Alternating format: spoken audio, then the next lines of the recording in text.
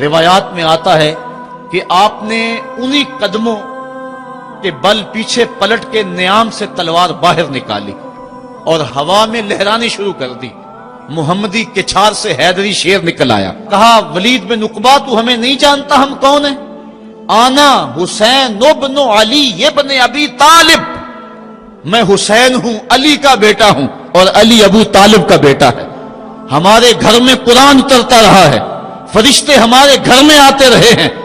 وَيَزِيدُ ابن المعاویہ فاسقن فاجر قاتل النفس مولن بالفسق شارب الخمر.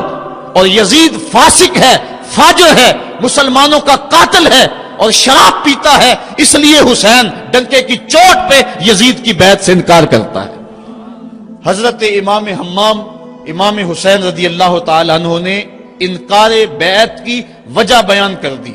آج یہ پراپیگنڈا کیا جاتا ہے کہ یہ دو شہزادوں کی جنگ تھی اور یہ اقتدار کے لیے سب کچھ ہوا.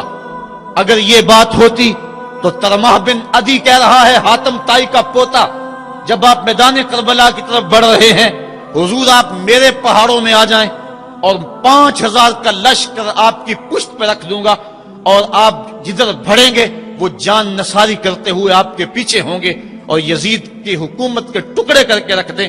حضرت امام حمام امام حسین نے ترمح بن عدی بن حاتم کی اس پیشکش کو ٹھکرا دیا. کہا میں تو کسی اور کام کے لیے جا رہا ہوں.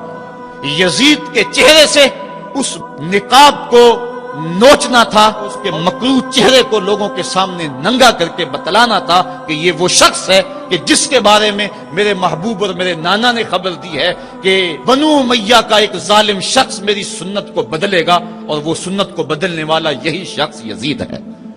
تو حضرت امام حمام حضرت امام حسین رضی اللہ تعالی عنہ، واقعہ بڑا طویل ہے. مدینہ تو رسول چھوڑا اور 8 دن حاجی مدینہ تو رسول میں رہتا ہے اور چھوڑنا قیامت سے کم نہیں ہوتا. اور حسین تو پیدا مدینے میں ہوئے تھے، ان کا مسکن مدینے میں، وہ کھیلنے کے لیے نکلتے تھے تو مسجد نبوی کا صحن ہوتا تھا. حضرت امام حسین کے گھر کا دروازہ مسجد نبوی کے اندر کھلتا تھا. وہ حسین جو مسجد نبوی میں کھیلتا رہا، حضور کے کندھوں پہ سواری کرتا رہا اور حضور ان کو پکڑ کے اپنے پاؤں پہ اور اپنی رانوں پہ اور اپنے پیٹ پہ اور اپنے سینے پہ بٹھاتے رہے، جن کے لیے حضور خطبہ چھوڑتے رہے، سجدوں کو طول دیتے رہے. وہ حسین ابن علی آج اس شہر مدینہ کی بہاروں کو چھوڑ رہے ہیں. حضور کی بارگاہ میں آخری سلام کہہ کے اپنی والدہ ماجدہ کی حضور سلام کہنے کے بعد حضرت امام حمام مدینہ تو رسول سے مکہ المکرمہ گئے. وہاں پہنچ کے آپ نے ماہ شعبان، ماہ رمضان، ماہ شوال اور ماہ ذیقعد اور ذی الحج کے کچھ دن گزارے. 2 ذی الحج کو یا ایک روایت میں 7 یا 8 ذی الحج کو پھر شہر مکہ بھی چھوڑ دیا.